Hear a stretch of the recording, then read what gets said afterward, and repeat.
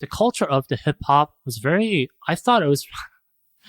This reminds me of Alex trying to relate Naruto's and all these things. Like I can give you like I can relate all these anime to like Bible. You name it. Like so I feel like I'm doing that too.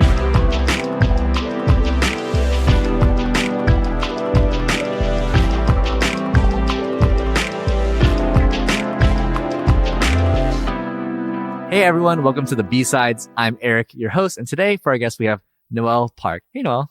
안녕하세요. Oh wow, Korean, wow. Noel, to start, I want to ask you a quick icebreaker question. So, what is your favorite item that you bought last year? Yeah, I mean, there's a lot of things. I mean, we constantly buy, but I would say the clothes that I bought for my grandparents to be sent back to Korea. Wow, that's that. When was the last time you saw your grandparents? 6-7 years. Yeah, it's been a while, and I have yet to see them. So. I'm sure it was a special thing to be able to buy that for them. That's great. Thanks, Noel. I need something to hug on. Yeah, definitely. Yeah. Fun icebreaker questions. I've never done this before. Yes. I'm just gonna look at the top couple things. All right. So, hey Noel, what's the best piece of advice you've ever been given? Again, this is just her test. It's just to get us comfortable. So yeah. Best piece of an advice that was given to me. Let me think. Sure. To be honest, just on top of my head, Rachel O, and I talked about this after service, but I know it's cliche, like Bible.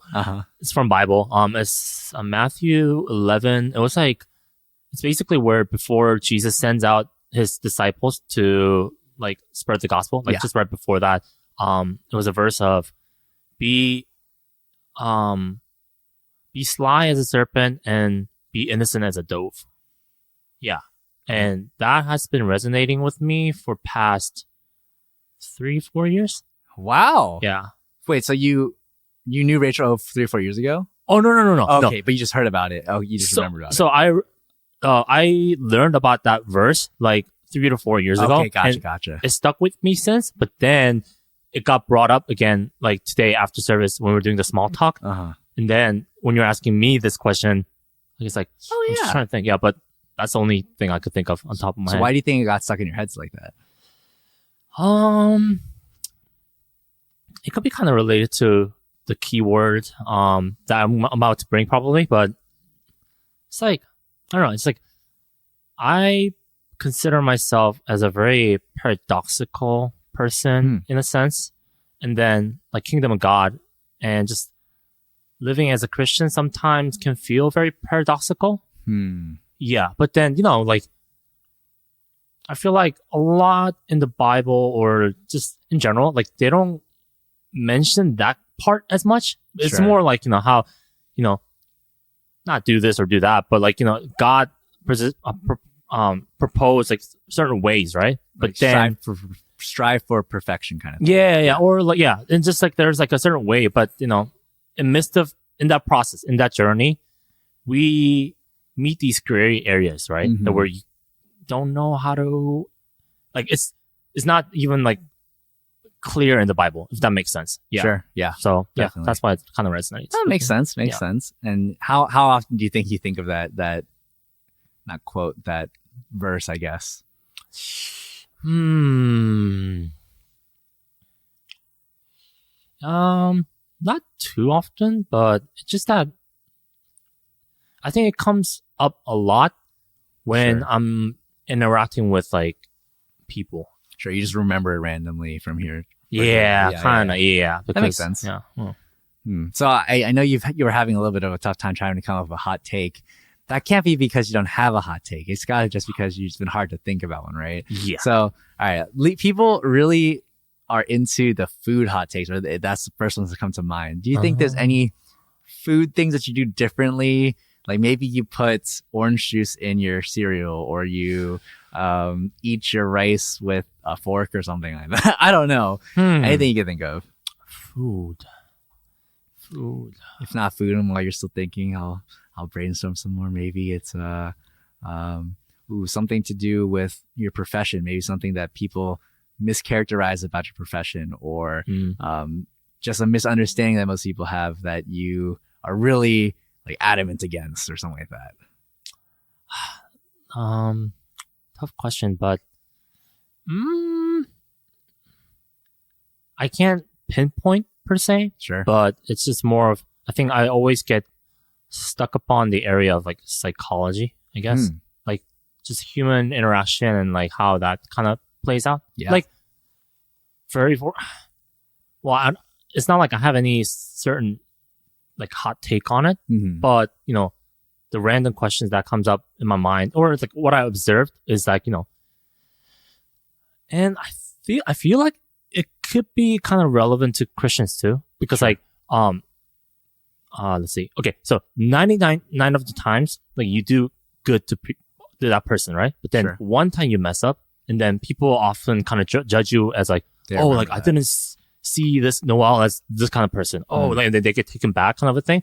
Whereas there's like another guy who's Tom, I guess. And then he messes up 99%. He jokes that he doesn't give a F. I don't know. It's just like that. But then one time he cares about it, and then people like often get touched, and they're like, oh wow, like he has like this kind of side of him. Wow. Like, you know. Right. But so you think people care a little bit more about the outlier sometimes than the bulk of the personality, I guess. Kinda. Sure. Oh, yeah. Sorry. I don't know why that's going off. Well, good thing this was okay. Yeah. I guess it's more like, you know, Christians, we try to really embody like Christ's teaching in our lifestyle, right? Sure. So we become more of a, not the latter, like the front person, like where you try to be good, and you have a lot of these trials, but then you mess up, and you know, but then often the reaction or the response from other people is kind of like, oh, like, yeah, I don't know. It's just, yeah, you know what I mean? Like, it's like even Christian or just in social setting too. Just, and I think I've been personally that, what's the opposite of the latter? Former? Yeah, formers. Yeah. Yeah. I've been in that former position where, you know, I always try to kept up certain image, I guess, like back when I was young. But then, you know, how I get perceived sometimes when I do make mistakes and all that, you know, like that's kind of the response that I have observed, I guess. So it's just, I mean, it's not too like, it's just interesting, like how human psychology works, you know, so. Do you feel that weight on you to not have that one instance where you mess up then? Or do you think that's kind of just a subconscious thing, and if it happens, it happens? I think until like graduation of college, I had a kind of a absurd expectation of myself and like a standard, I guess, to keep basically. But after college, like, I mean, people who knows about it knows it. Like, I've wandered for past 2 years. Like, I don't know what's the right term, de-churched, or like I start not going to church. I was just like very in a spiritual amnesia, like didn't want to believe in God, like just rebellious and all that stuff. And then I came back, and then through that 2-3 years, I think I've gone through a time of deconstruction. So I think a lot of that kind of lessened, definitely. But it's like something I feel like I still try to, well, at least now I'm trying to be very honest about it. And like one of the kind of like motto that I have right now, like, or past like year or so, is like, I want to be honest about my unbelief. Yeah, unbelief. Sure. Because I think a lot of the sins, like a lot of these things, it comes from a place of unbelief, basically. Yeah, like not being able to trust God. So, yeah. Right. And I think just being able to take a really good look and try to really understand things is probably really going to, I guess, help you. And I'm sure that's been your walk for the past couple of years or so, as you've been saying. What brought you back to the church then, if you were de-churched for so long? let me see. So I started coming out to CCPC, and that's okay. Actually, well, I tried out KCPC for a month and a half, KM, interestingly, because I had a connection there, but didn't find it right there. Sure. But the question was, what brought me back, right? Right. Because from my opinion, right, for the way I could see it, you were kind of didn't want to have anything to do with church at the time. So then you coming back without someone specifically bringing you is interesting to me, right? Like what brought that heart change about? I think it's very multi-component for sure. Like there's a lot of different reasons that gets mixed up. But one thing is very few people who did not give up on me through those past 2 years, because I pushed out like literally everyone. Like there were good moments of like 6 months to like a year that I just cut it out, all the social like kind of relationship. Like it's because a lot of my main community and people are up in Jersey because I went to school in Jersey. Right. But Virginia is where I originally started attending, right? So sure.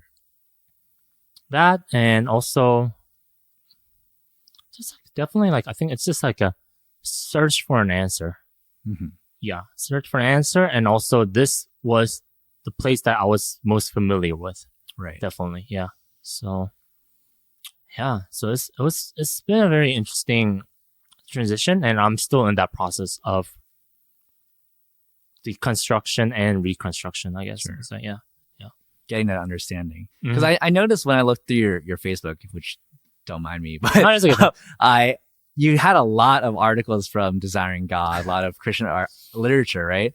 So when you're thinking, or going back and looking through all those times, what do you think was the draw for you then of looking through and reading all this art literature? And what do you think changed between then to kind of, I don't know, not push it out, because I'm sure you're still interested, but have that mindset change?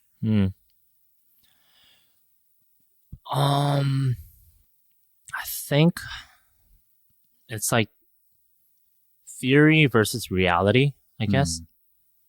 And, as if in a community setting or between friends, like you say, oh, like, what do you think like you would do if you had like millions of dollars? Or like, these questions like, what if, right? And then we always like come up with, oh, I think I would do this. Like, that's theoretical. Sure. But when it really happens, right? Yeah. And, I mean, I already shared like back in like retreat and stuff like that too. But like, because I have experienced like seasonal, like ongoing, that like recurrent depressions and all that, like that kind of really makes you experience that total depravity and show how fickle you can be, like your emotions, your thoughts. Like sometimes it does literally make you feel very like lunatic, like you feel like an insane person, like when you're in that deep like bad like position, right? Yeah. So when I faced that a lot this past 2 years, like these words of like from like desiring God, blah blah, like all these things. Yeah, like it makes sense in my head, but then my heart cannot fully understand it, and I'm pretty like particular about like word and definition. And I think always the idea or like that word of, do you know, like know, like that knowledge. If I just know it with my head, but if I can't act it out, like, can I truly say that I know the truth? Like I know this, So yeah, like I think that's always been, I'm a little like derailing from the question. No, definitely. Yeah. So on this path of knowing, right, Yeah. as opposed to knowing, quote unquote, do you think you've gotten better at that and at having that full understanding of these things? Or do you think it's still been a really big struggle trying to get to that point?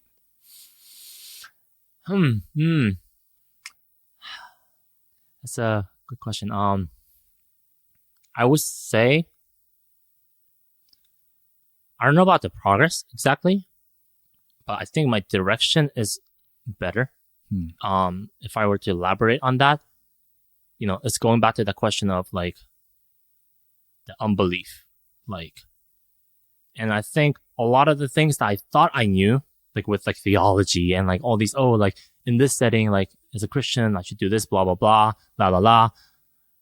Like when I'm faced with the reality and like, experiencing my own hypocrisy and just like sinfulness and just these daily lives of just struggles, like, wow, like that I thought I knew to a certain level, but it's not really that I knew, like it's just the level of that knowledge, the depth of knowledge, like definitely changed a lot. Sure. So yeah. So that's why I say direction wise, like I think I'm able to identify and spot now that, like I think that indication of mind to heart, like if those are not connected, Sure. like I know that I don't have that depth of knowledge, if Right. that makes sense. Right. So like a lot of them right now is like head knowledge right now.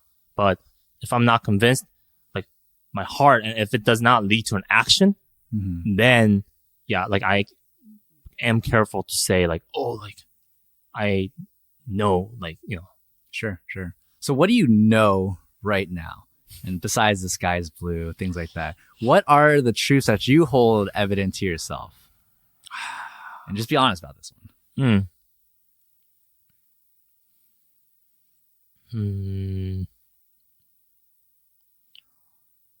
Let's go to truths about yourself. What do you know about yourself? What do I know about myself? I am very fickle. I am very unreliable. Like it's like the Bible verse, like your heart is deceitful above all things. Like that I can really agree upon. Yeah. And yeah, I think that's, and to be honest, like I know, even like that word no gets thrown a lot, like Sure. even by myself, but I think it will, I think it's a lot of things. Like I feel like it's very superficial that my depth of knowledge, like I like, let's see, it kind of relates to my personality, I guess, too, because like I've always been kind of like well-rounded. That's not the right word, but like my interest has always been dispersed, like, Sure. And like my talents and stuff like that. Like whenever you take like those tests for like, like what do you excel in, like in this area, like art, like, I don't know, just like all these things. I was always like round ball kind of a thing. Like I don't excel at particular things, but my interest is there. Like, like for music, like I love jazz. I've been getting into like classic music. Like, it's been like giving me a lot of joy.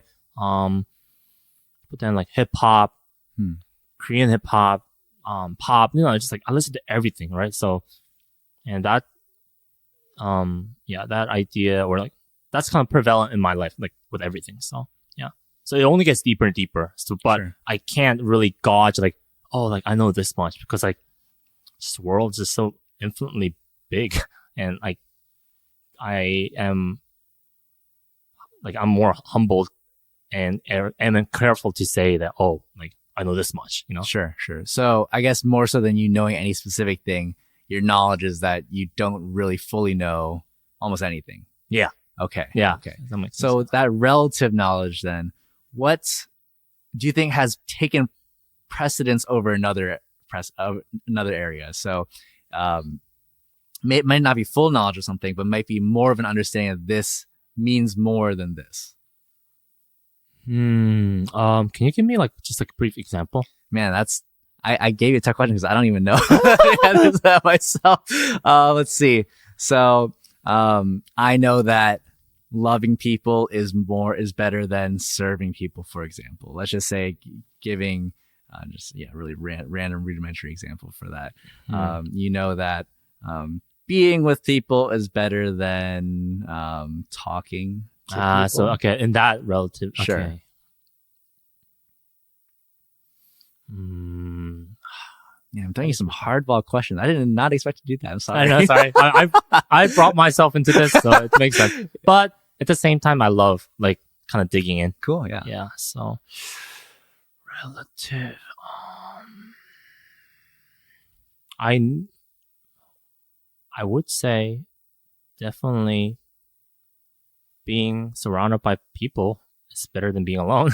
Sure. That's like, I guess, unchanging truth, I guess. Yeah. Mm-hmm. And then What about what are things you enjoy right now? what do things that I enjoy. I enjoy climbing. I enjoy playing League of Legends. Mhm. I enjoy doing these podcasts with people. I enjoy intentional like communications with people. Definitely like this. Yeah. And yeah, like I've definitely always have been into more of like these kind of deep talks and all that, but I never liked like superficial talks as much. That for sure. I enjoy. It's funny because I graduated from like farm school and like, all like these scientific degrees and whatnot, but like all my current interests and what I really enjoy and love is singing, dancing, writing, like journaling, and like fashions, like, or like these kind of like fashions, interior designs, like all these kind of like, it's all some form of art. Basically. Mm-hmm. Yeah. That's what I enjoy. So bringing that into the question I like to give, do you have 3 nouns that you'd like to use to describe yourself? Would you write these down? Oh, I that's did smart. write That's this smart. down. Let me see. I had a very big dilemma of choosing those 3. Yeah. Let me see. Right after this, I'll get into some questions, but yeah. First one, I would say culture collage. Collage. Okay. Yeah. Culture collage. Yeah, we're more collage. And second one was hard. I had to either choose from. Actually, you can help me with that maybe. Sure. Either Paradox, Jekyll and Hyde, or Ditto. Oh wow! Ditto is like Pokemon. Pokemon, yeah.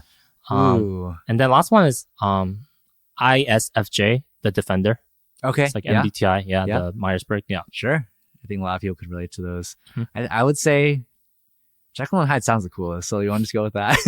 Sure. Why not? Yeah. It's like the attention grabber word, right? Sure. So going to that culture collage thing, I'm assuming you mean your identity, like Korean American identity kind of, and among other things, I'm sure you went to school in New Jersey, moving back to Virginia, culture clash, right? A lot of, yeah. So why do you think that it embodies you as a person? Embodies me as a person. Yeah. I was thinking, or like, what struggles do you think you go with that too? Just anything that, definitely finding my niche or places that I feel like at home, because I mean, I kind of had to like sit down and think about it, right? Like, why do I feel this way, and all that? But then, like I'm born out of, my dad is Buddhist, and my mom is a non-Christian family, Korean household.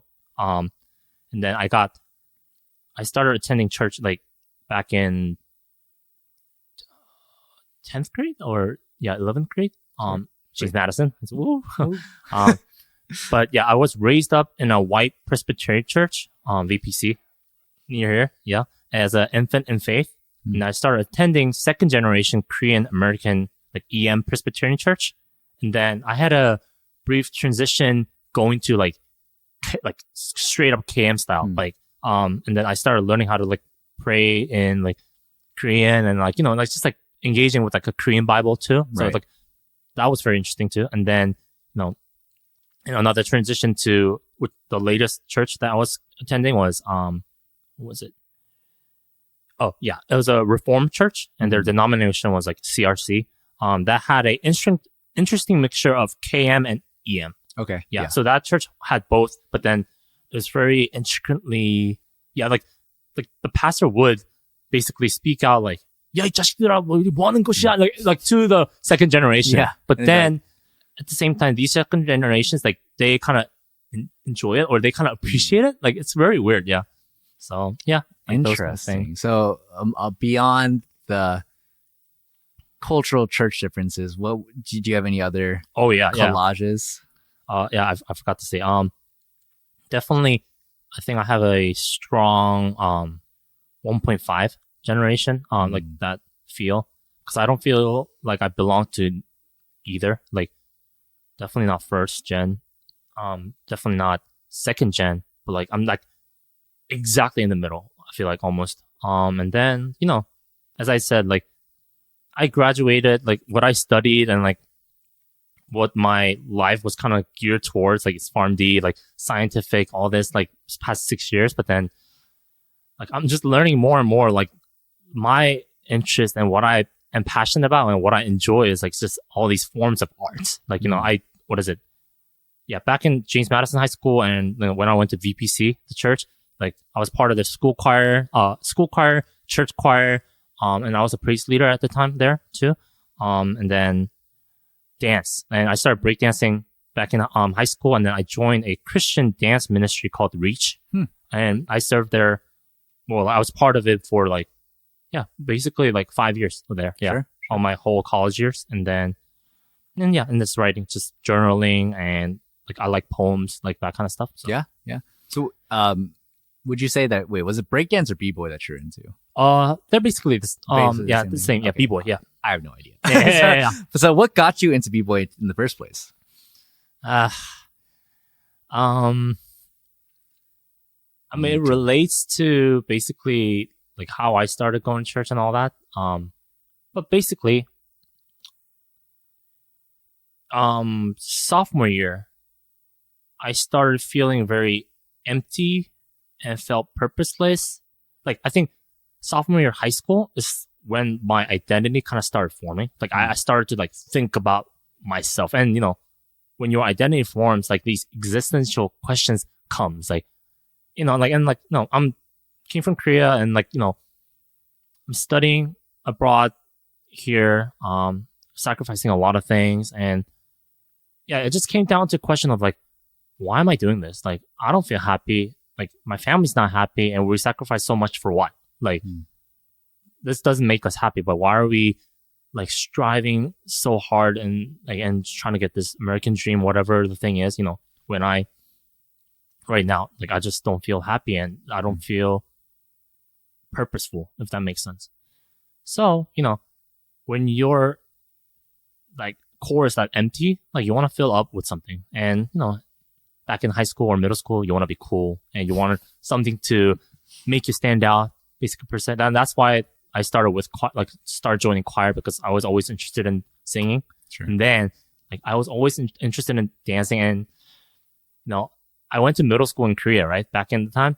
That was the start of the shout out to Andy Han, but K-pop. Like that's where all the SNSD, 소녀시대, like that's when it popped off, and that was like a golden era, like when it's like started booming up, and I was literally there. So I got influenced by that too, probably. It's like, oh wow, like these performances and all that. So, yeah. Why do you think you enjoy it? Or I don't know if you still b-boy breakdance to this day, but why do you think, at least in the past, that you enjoyed it so much, and what benefits did it give you? That's interesting, because I still enjoy it. Mm-hmm.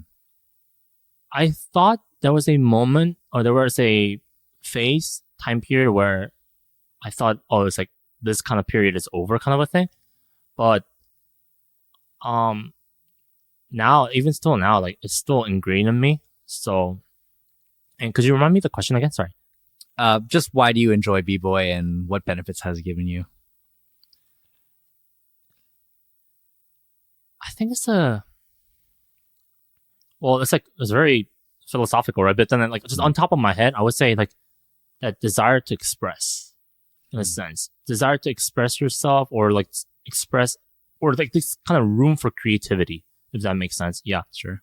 And I feel like that desire is not just pertain to me, but it's just like, it's like a very humanistic, like, desire, like desire to be loved and desire to express oneself. Yeah. It's very, it's very core kind of a value, I guess, in a sense. Yeah. Sure. And do you think that's been carried with you over the past, you started in 10th grade, so that's almost 10 years ago, maybe, right? Yeah. Wait, what do you mean by carried? So do you think that's something you felt all the way from when you first started, that it was just that sense of expressing yourself? Or do you think it was more something you did for recreation or for being cool? Because things evolve over time, Yeah. over the past 10 years. Yeah. I mean, it'd be great if you did it for the entire time for expressing, but I feel like as you get more into a hobby, sometimes you end up taking on that's more expressive, because then it's more of a part of you, so. Let me see.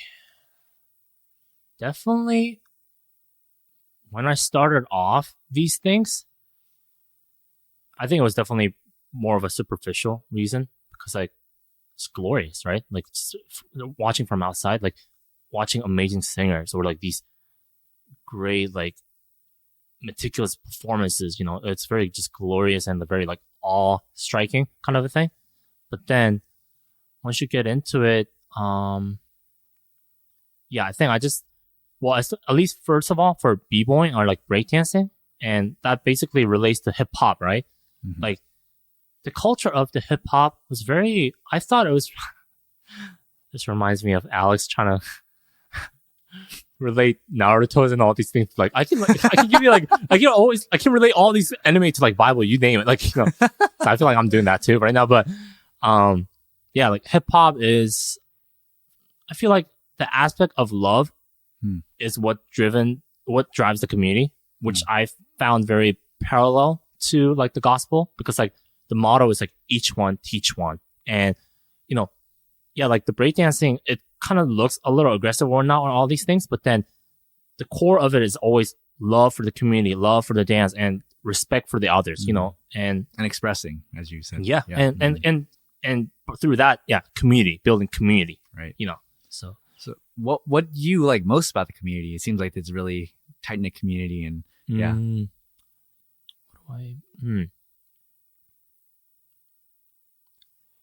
community. You're saying they help teach each other, they help build one another up. Is that something that you find core?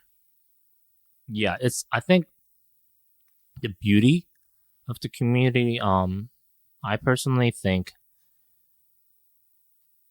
it's like complementary, and also it leads to a greater level in a sense, like, because like you can only achieve so much as a one person in a sense, but then by being a community, like, you create a movement and you have a bigger influence, right? And you're able to achieve far more than what you can possibly do as a person, right? So I think that aspect, and I think I've always been desiring to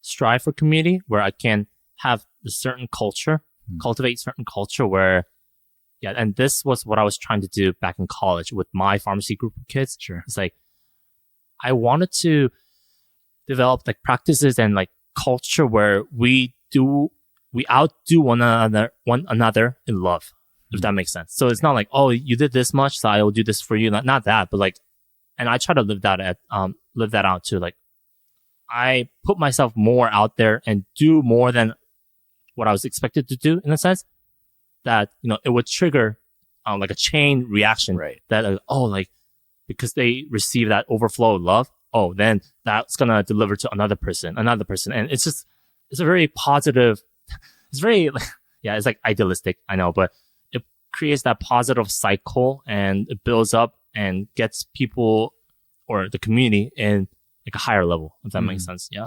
Do you have any personal example of that? Of that flow from you to someone else, and that's someone else, or has it mostly just been you just tacitly understood that to be the case? Makes me wonder. Sorry, I'm like digesting. Angry Joe's. It's Yeah, I know. It's crazy. Where'd I have it? It makes me wonder if that. I think it got influenced by someone.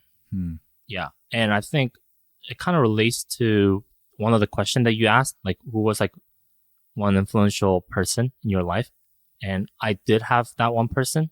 Well, not one person, but like he was like one of the most influential. His name was Daniel H. Lee, and so the story with him and I is that I was a freshman at the time in college, and I failed one of my biology class, so I was forced retake during the summer. But I'm based in Virginia, so I have nowhere to stay, and I'll have to pay the rent. It's just too expensive, you know.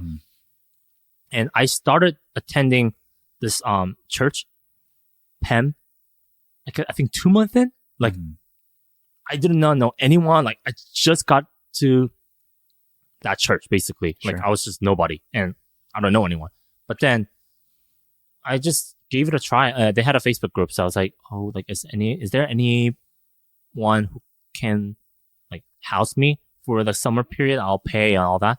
And this guy just like messaged me, and then he's like, hey, you can live at my place, and then do blah blah blah blah, and then so yeah. But then I started living with him for like a 3 or 4 months, and like he was a track star.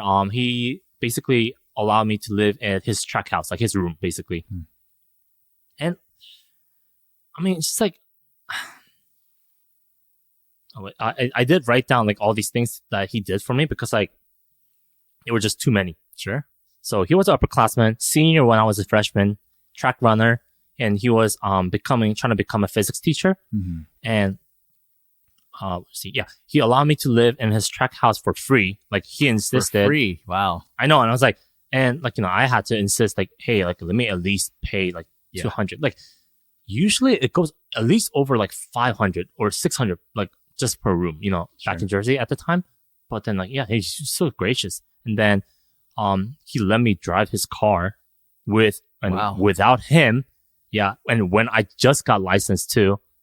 I don't know where that boldness and audacity and that trust comes from, right? And like, it's not like I knew him, and he took care of me. And also like, it's not like he did his own thing and kind of like, oh, you do your own thing. But he always kept me in loop with the church and just, in a social setting. And then, and basically because I lived with him and all that, and because he kept taking care of me and kept looping me into all these things, I became kind of like that 1+1 addition to wherever he went. So like I get to see his life like inside out, not just superficial, but like what he does like when he's has free time. I don't know, it's like inside out. Yeah. And then like he was just a living example of humility, dedication, like mature love, and like he's always dedicated in becoming the background. Like because like that church PEM at the time was very relatively like young church, like EM, in need of a lot of people and help and all that. But then like he was, I would say, like one of the core pillar, basically. Like the church doesn't run without him.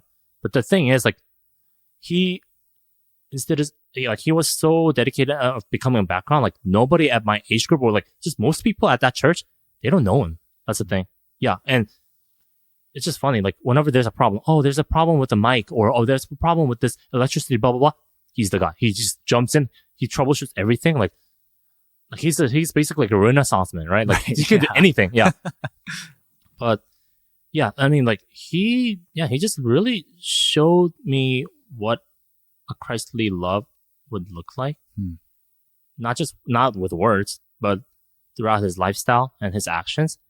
And I had a privilege of just being with him like almost like 24/7, like for that 3 months.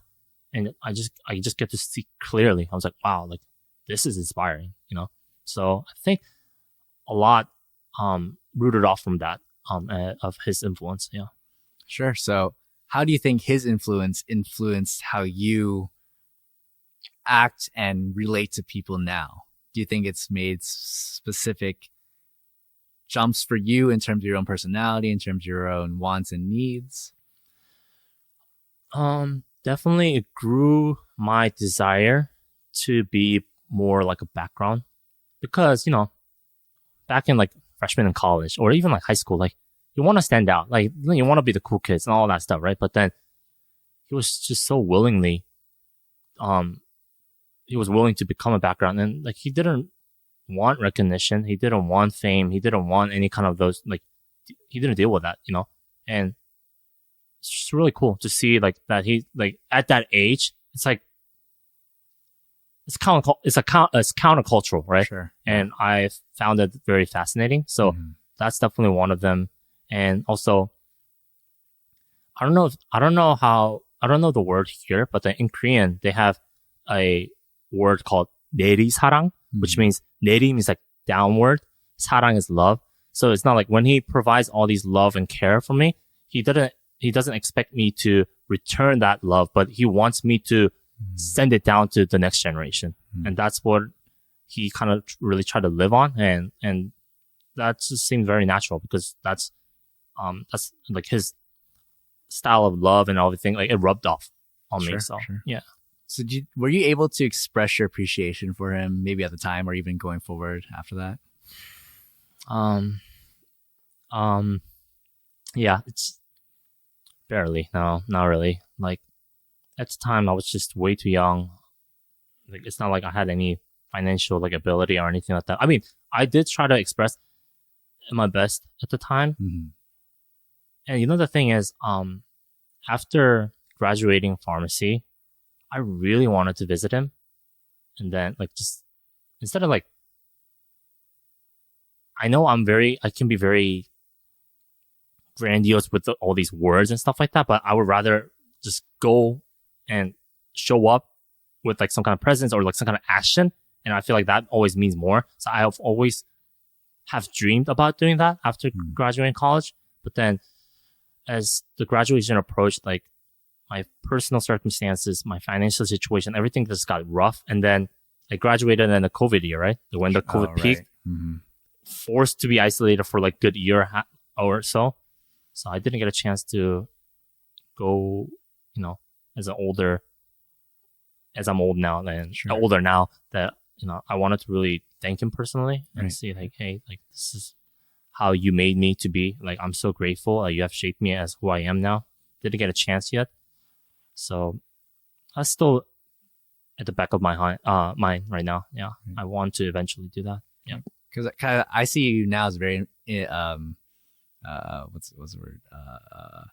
You're a doer. Like you'll go and do that, right? So I feel like if you now were back then and without COVID and all that, you probably would have gone and shown your appreciation. So I hope you're able to close that book, and at some point, maybe not even this year or next year, but sometime down the line, because it does seem like he played a big influence in your life up to this point.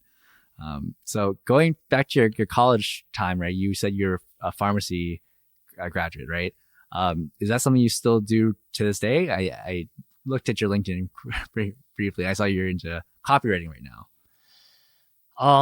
I'm trying to use current position as a leverage to get in. I do want to eventually get into like pharmaceutical industry, because like right now it's just more like, so my company right now is like a healthcare advertisement agency. And yeah, my job is right now more pertain to like just copywriting, not so much medical stuff, but I'm trying to build up an experience where I could jump up to this position as like a medical writer, so I can get more and more like medical knowledge involved. Like I would like to execute that and like exercise that. Yeah. Sure. That makes sense. What is a copyright actually? I actually have no idea. To be honest, I'm still learning because good. We're all learning. They deal with basically just like copies, basically like just writings. You come up with these convincing or like stimulating these writing to convince the patients or the doctors, and it basically depends on the needs of the stakeholder and the client. But you want to create some kind of like brochures, like like in medical fields, like you create brochures, websites, or whatever that kind of promotes, hey, you want to use these drugs because this is really good for your patients, like that kind of stuff. Yeah. Makes sense. So can you talk briefly about your pharmacy experiences? So you graduated in 2020? Mm-hmm. And then what's been going on since then? 2 years. 3 years, technically. 3 years, actually. I feel, because this is a podcast, there is a limit of how much I can share because it's not just my experiences or like what I go through, but it inevitably, involves people. But basically, 2 years, it's just straightforward. I failed the board exams and law exams, total 6 times. Yeah, 6 times, 3 each over the course of 2 years. Yeah.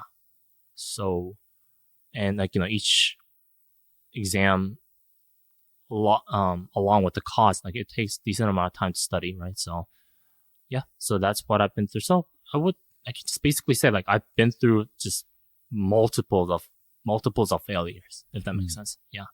Which I wasn't expecting myself to, and that's not what my family was expecting to. So it was definitely a rough time. Yeah. And also just period of isolation. Have willingly, have unwillingly because of COVID, right? So yeah. What do your next steps look like? From now on? Yeah.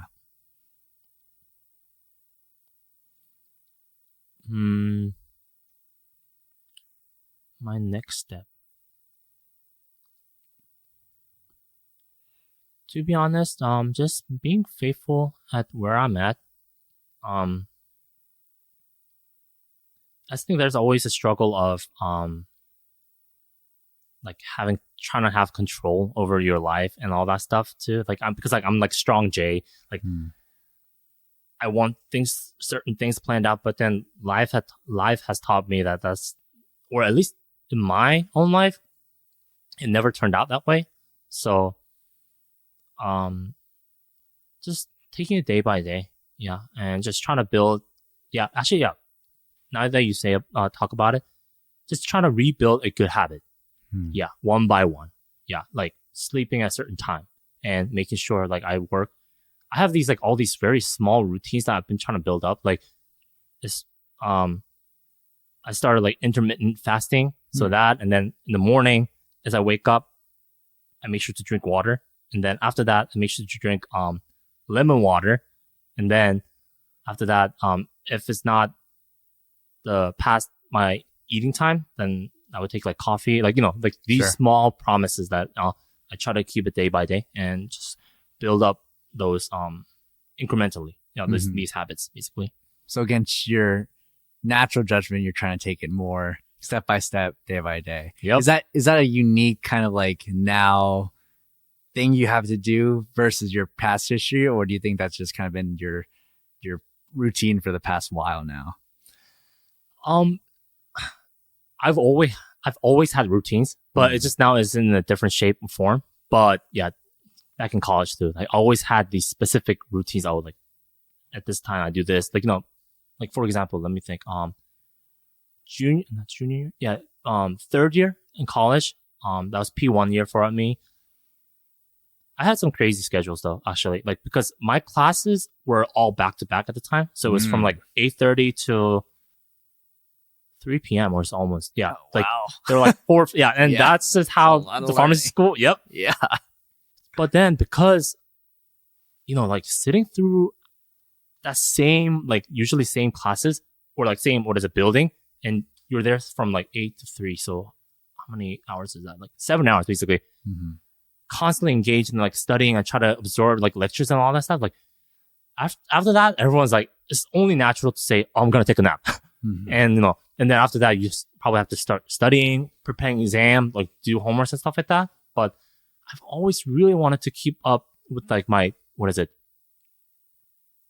exercises, workouts and stuff like that. And also just Bible reading and stuff like that. So what I did, and yeah, just what I did was wake up around 5 and start. Yeah. Wake up around 5. Start cooking egg and rice. So that used to be my main meal: egg and rice, with soy sauce. This is a very cost effective. Yeah, eat it right away, and then as I'm eating right away, like I do the Bible study basically for like 30 minutes or so, and then I would pray for like 30 minutes, and then those after doing all these eating and devotion time and prayer time, then it should lead me up to like 7.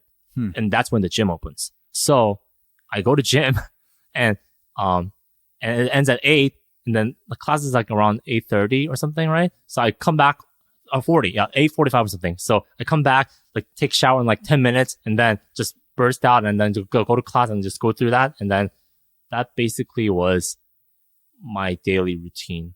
Yeah. And then take the classes, and after that, what is it? Transcribe and do all these things, and just like literally from 5 to 11 or 10:30, constantly engaged, and then just pass out, do the same thing. Like, yeah, that was like a whole semester basically. Wow, you love routines. What? Sorry, what?